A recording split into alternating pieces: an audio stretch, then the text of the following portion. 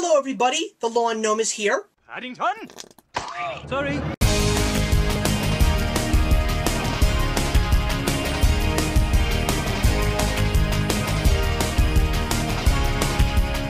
So I went to see a movie that was supposed to come out right around the time of Christmas, and it didn't. It ended up getting moved to January. And I have to say that it's a darn shame because of the fact that when movies are moved into January, they are usually the ones that are lost and forgotten and are never really talked about when people sum up the year's end. But I will say one thing, I will be talking about this movie for years to come because it was just that memorable and just that magical. And I'm talking about Paddington, which was created by David Heyman, who is well known for putting together the Harry Potter saga in a very wonderful way, and I'm not surprised that he decided to take this wonderful British storybook bear and give him to the public on the big screen to enjoy. Now, I know that there is so much more to Paddington Bear from way back when.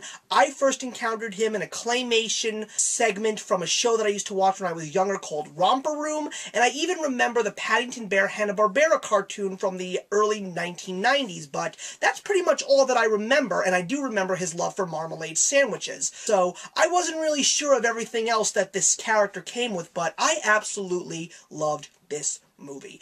I loved the cast that comes along with him, including Hugh Bonneville, Imelda Staunton, Michael Gambon, Nicole Kidman, who made me laugh all the way through, Julie Walters, Jim Broadbent, and even the voice of Paddington was wonderful as well. Ben Whishaw, he was someone that I had never heard of in my lifetime, but Paddington really was a great character because even though he was CGI, he was given so much life. His presence on the screen just warmed your heart if you were old or young. It had two things that I like in comedy: running gags and British comedy. Put running gags and British comedy together and you get some really smart comedy. I found myself laughing at some jokes that little kids in the theater probably wouldn't have figured out, and I absolutely loved all the stuff that the kids were laughing at, like all the bathroom mishaps. Such a heartfelt movie that gave you an important message about family, and that's exactly what Paddington is all about. Knowing where you belong in a world that is very, very different no matter where you go,